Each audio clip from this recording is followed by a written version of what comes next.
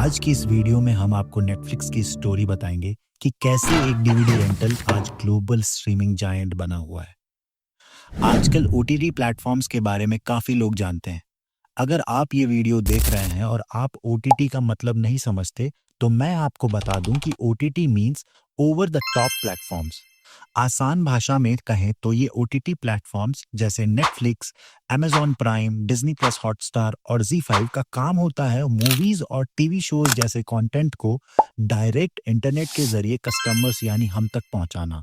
मतलब बिना किसी केबल वायर या सैटेलाइट के झंझट के ये ट्रेडिशनल टेलीकास्ट प्रोसेस को बाईपास करके सीधे हमारे स्क्रीन्स पर अपना फेवरेट एंटरटेनमेंट ले आते हैं।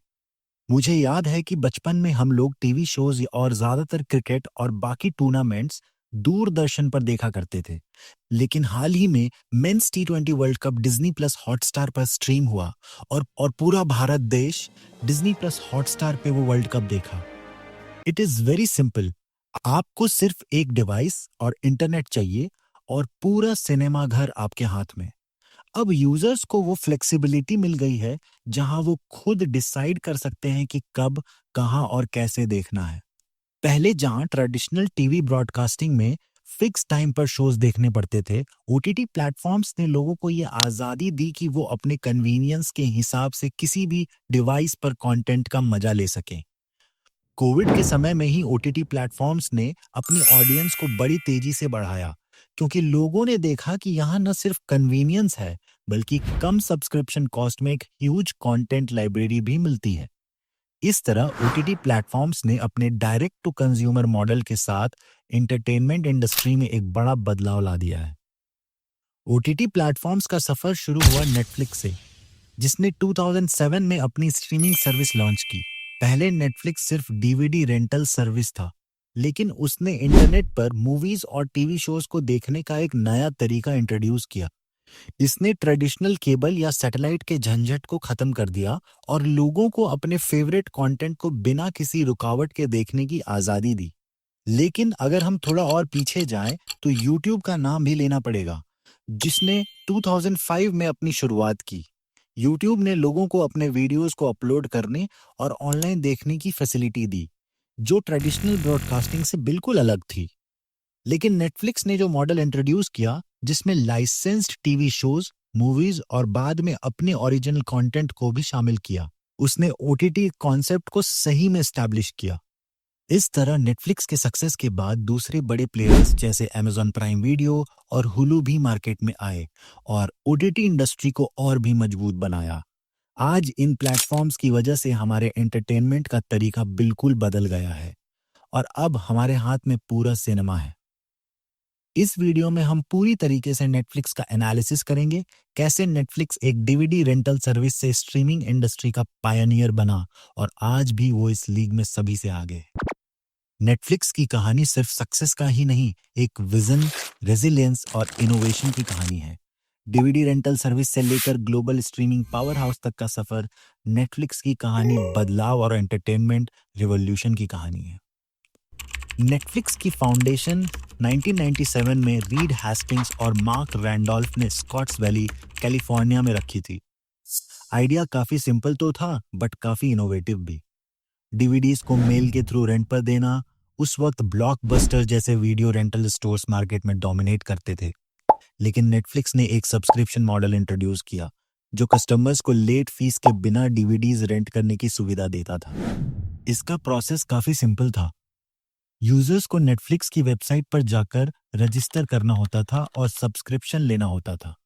इसके लिए उन्हें एक मंथली फी पे करनी पड़ती थी। सब्सक्राइबर्स को नेटफ्लिक्स की वेबसाइट पर जाकर अपनी पसंद की डीवीडी को सेलेक्ट करना होता था। उन्होंने जो फिल्म्स या शोज चूज किए, उन्हें अपने क्यू में ऐड कर देते थे। जब कोई यूजर डीवीडी को रेंट करता था, नेटफ्लिक्स उस डीवीडी को मेल के जरिए डायरेक्टली उनके घर भेजता था। ये डीवीडीज एक स्पेशल रिटर्न एनवेलप के साथ आती थी, जिससे रिटर्न प्रोसेस भी काफी आसान होता था। डीवीडी देखने के बाद यूजर्स को सिर्फ डीवीडी को उसी रिटर्न एनवेलप में डालकर पोस्ट करना होता था। इससे वो इजीली डीवीडी को वापस भेज सकते थे, बिना किसी लेट फीस या स्टोर विजिट के। जैसे ही नेटफ्लिक्स को यह पता चलता था कि यूजर ने डीवीडी रिटर्न कर दी है, उन्हें अगले डीवीडी को भेजने का प्रोसेस शुरू करते थे, जो उनके क्यू में नेक्स्ट हुआ करता था। ये मॉडल काफी सक्सेसफुल रहा क्योंकि इसमें ट्रेडिशनल वीडियो रेंटल स्टोर्स की तरह वेट करने की जरूरत नहीं होती थी और लोगों को घर बैठे मूवीज देखने की सुविधा थी। इस कन्वीनियंस और इनोवेटिव अप्रोच ने नेटफ्लिक्स को जल्दी ही बहुत पॉपुलर बना दिया। साल 2000 के आसपास नेटफ्लिक्स ने all you can watch subscription introduce किया, जिसमें यूजर्स जितनी मर्जी डीवीडीज रेंट कर सकते थे एक फ्लैट फी के साथ। ये मॉडल ट्रेडिशनल रेंटल मार्केट को डिसरप्ट कर दिया और नेटफ्लिक्स के फ्यूचर इनोवेशंस का पाथ क्लियर कर दिया। कस्टमर कन्वीनियंस और डेटा ड्रिवन रिकमेंडेशंस नेटफ्लिक्स की कोर स्ट्रेंथ्स बन गई हैं। साल 2007 तक नेटफ्लिक्स ने अपना बिलियनेथ डीवीडी शिप किया था और इस तरह वो होम एंटरटेनमेंट इंडस्ट्री में एक लीडर बन गया था। लेकिन रीड हेस्टिंग्स और उनकी टीम ने देखा कि मीडिया कंजम्पशन का फ्यूचर फिजिकल डीवीडीज में नहीं बल्कि डिजिटल स्ट्रीमिंग में है। इस रियलाइजेशन के साथ उन्होंने स्ट्रीमिंग सर्विस पर फोकस करना शुरू किया, जो उन्हें एक नई डायरेक्शन दी। नेटफ्लिक्स ने अपने एल्गोरिदम्स और डेटा एनालिटिक्स का इस्तेमाल करके यूजर्स को पर्सनलाइज्ड रिकमेंडेशंस देने की शुरुआत की, जो उनके व्यूइंग एक्सपीरियंस को एनहांस करता है। इस अप्रोच ने उन्हें स्ट्रीमिंग के क्षेत्र में एक नया लीडर बना दिया। साल 2007 में नेटफ्लिक्स ने एक बोल्ड और रिवॉल्यूशनरी मूव लिया, जो कि एंटरटेनमेंट इंडस्ट्री को हमेशा के लिए बदल दिया। उसने अपनी स्ट्रीमिंग सर्विस लॉन्च की जो सब्सक्राइबर्स को शोज और मूवीज ऑनलाइन देखने की सुविधा देती थी।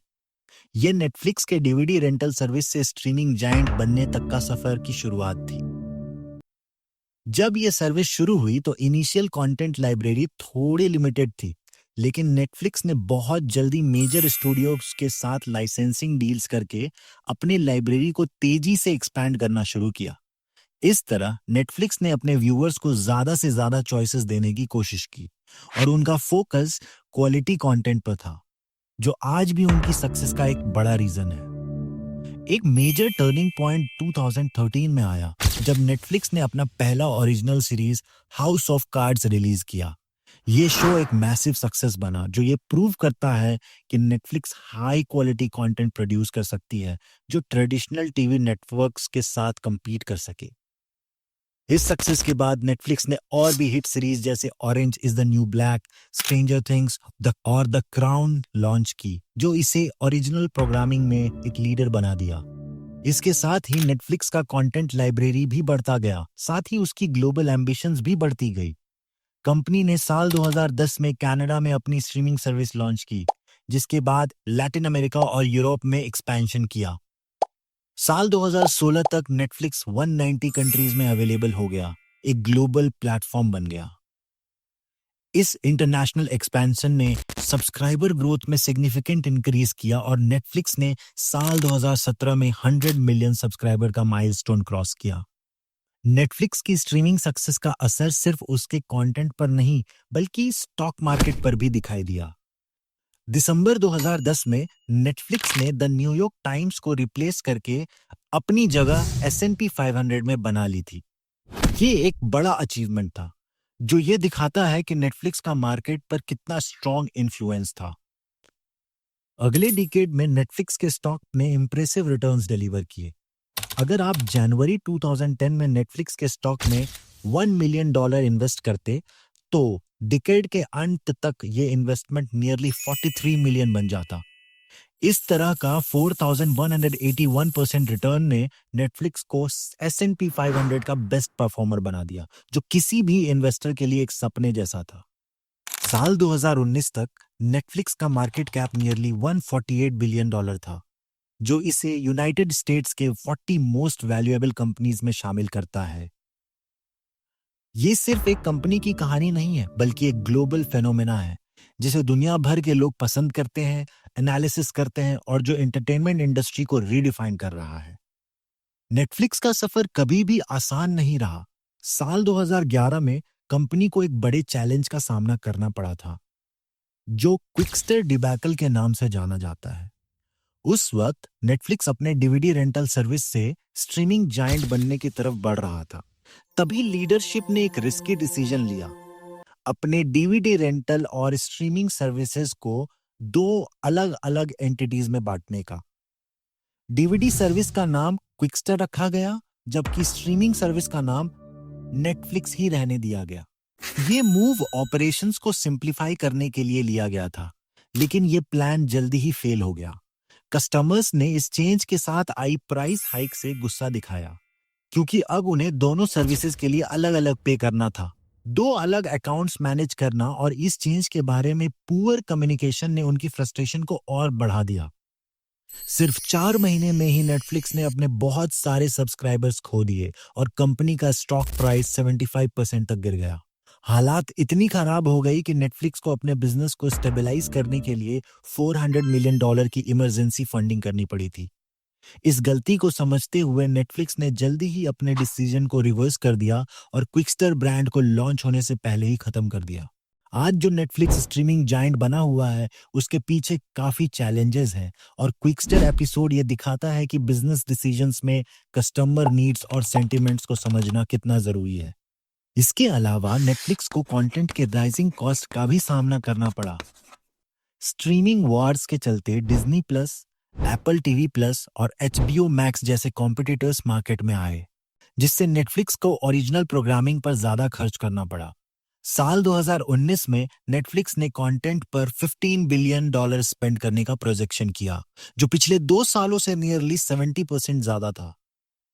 इस स्पेंडिंग स्प्री को डेब्ट के थ्रू फंड किया गया था, लेकिन इसने नेटफ्लिक्स के सब्सक्राइबर्स को रिटेन और अट्रैक्ट करने में मदद की।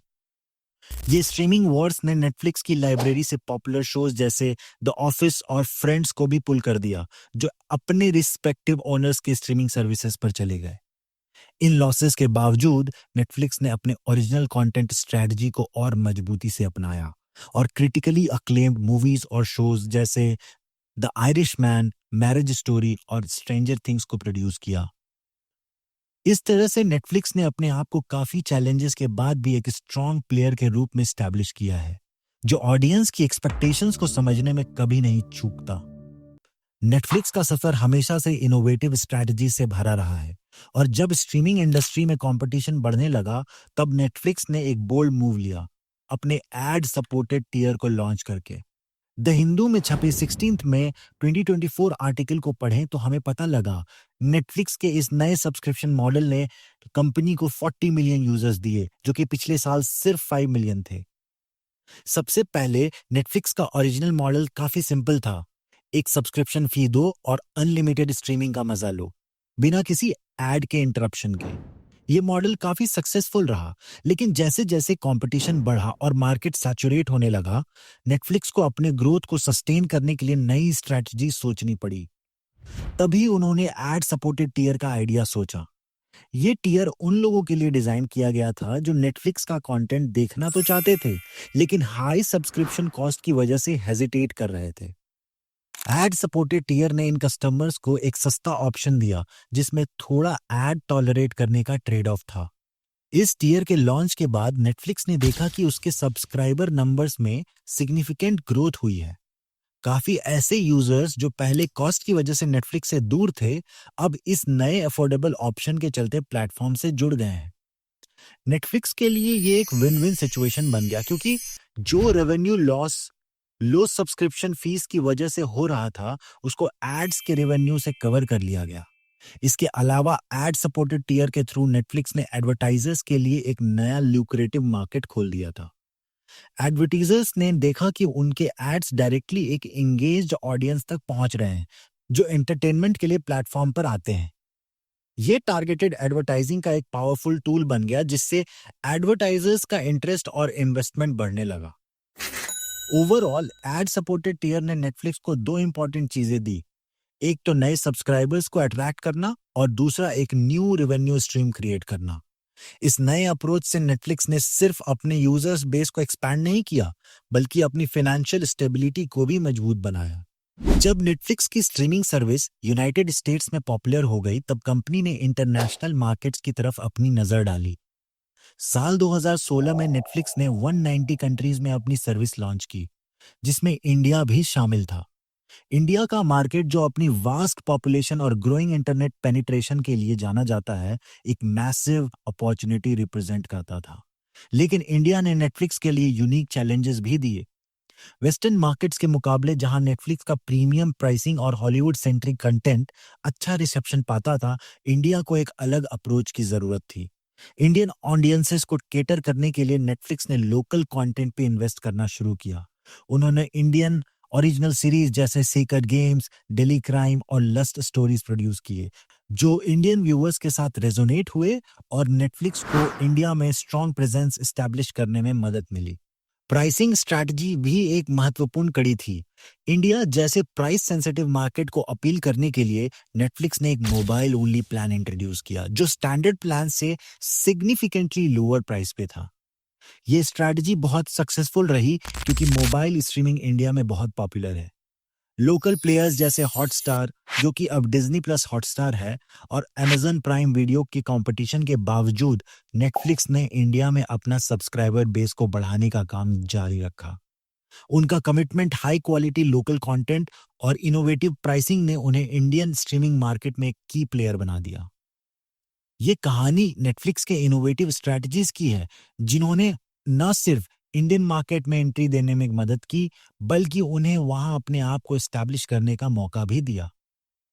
इस प्रकार नेटफ्लिक्स ने अपने ग्लोबल एक्सपेंशन में इंडिया को एक महत्वपूर्ण कड़ी बना दिया।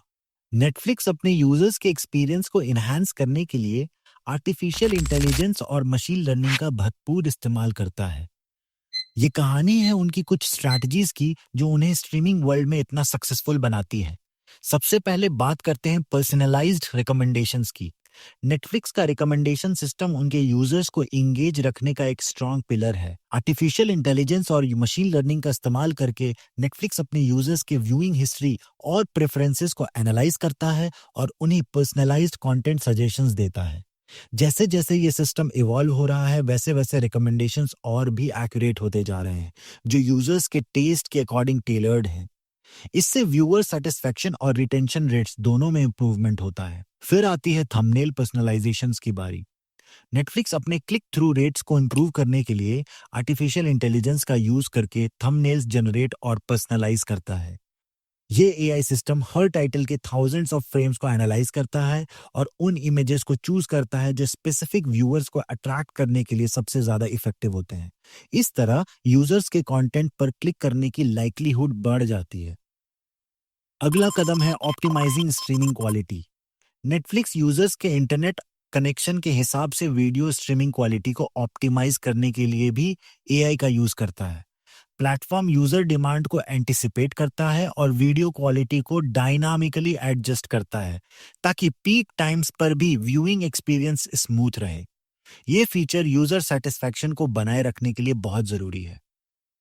कंटेंट क्रिएटिंग इनसाइट्स भी एआई के जरिए मिलते हैं।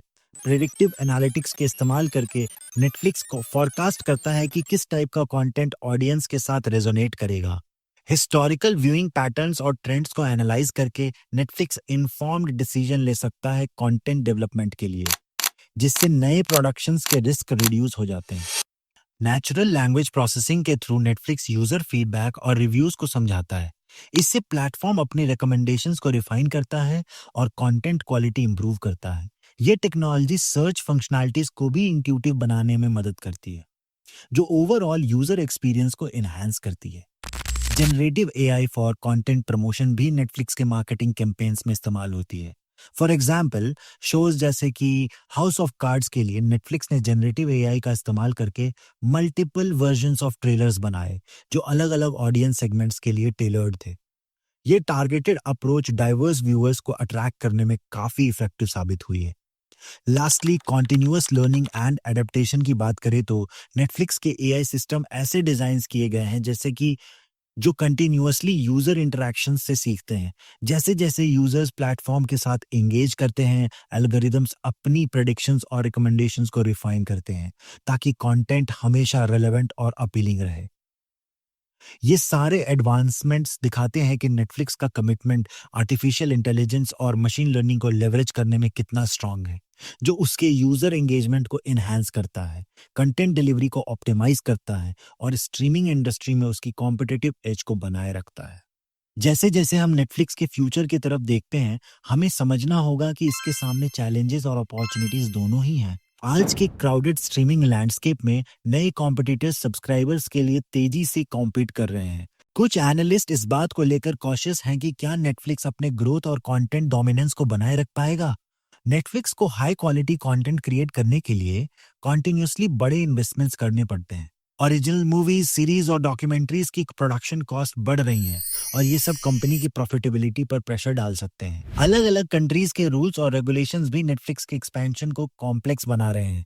जैसे जैसे गवर्नमेंट्स अपने डिजिटल कंटेंट पर ज्यादा कंट्रोल रखना चाहती हैं, नेटफ्लिक्स को लोकल रेगुलेशंस के साथ कंप्लाई करना होगा, जो कि क्रिएटिव फ्रीडम और कंटेंट डाइवर्सिटी को अफेक्ट कर सकता है। इसका एक रीसेंट एग्जाम्पल तब देखा गया जब नेटफ्लिक्स ने IC-814 द कांधार हाईजैक नाम की वेब सीरीज लॉन्च की। इस सीरीज के रिलीज के बाद यूनियन मिनिस्ट्री ऑफ इंडिया ने नेटफ्लिक्स इंडिया हेड को समन किया, क्योंकि एक सीन में पाकिस्तानी आतंकवादियों के हिंदू नाम होने पर ऑब्जेक्शन उठाया गया था। लेकिन नेटफ्लिक्स कंटिन्यूअस इनोवेशन में विश्वास रखती है। इंटरनेशनल एक्सपेंशन पे फोकस अभी भी एक की ग्रोथ ड्राइवर है, जहां इंडिया और जापान जैसे मार्केट्स सिग्निफिकेंट अपॉर्चुनिटीज ऑफर करते हैं। नेटफ्लिक्स का सफर एक इनोवेटिव कहानी है, जहां कंपनी ने हर चैलेंज को एक नई अपॉर्चुनिटी में बदला है। डीवीडी रेंटल सर्विस से लेकर ग्लोबल स्ट्रीमिंग पावर हाउस तक, नेटफ्लिक्स ने एंटरटेनमेंट के बाउंड्रीज को कंटिन्यूअसली पुश किया है। इसके अलावा लोकल कंटेंट प्रोडक्शन में इन्वेस्टमेंट करके नेटफ्लिक्स ने देसी ऑडियंसेस का दिल जीता है, जैसे कि सीक्रेट गेम्स और दिल्ली क्राइम्स। लेकिन साथ ही कंपनी को राइजिंग कंटेंट कॉस्ट और लोकल रेगुलेशंस जैसे चैलेंजेस का सामना भी करना पड़ रहा है। अब नेटफ्लिक्स का फोकस इंटरनेशनल एक्सपेंशन, गेमिंग और एआई टेक्नोलॉजी इंटीग्रेशन पर है, जो उसके यूजर एक्सपीरियंस को और एनहांस करेगा। जैसे जैसे नेटफ्लिक्स नए मार्केट्स में अपने कदम रखता है, वो वहाँ के डाइवर्सिटी को ध्यान में रखता है, जो उसको इंडस्ट्री का टॉप पर बनाए रखेगा। इस तरह नेटफ्लिक्स अपनी कहानी को आगे बढ़ा रहा है एक नए दौर में, जहां वो एंटरटेनमेंट का लीडर बनने के लिए तैयार है। फ्यूचर में क्या होगा, ये देखा जाना अभी बाकी है।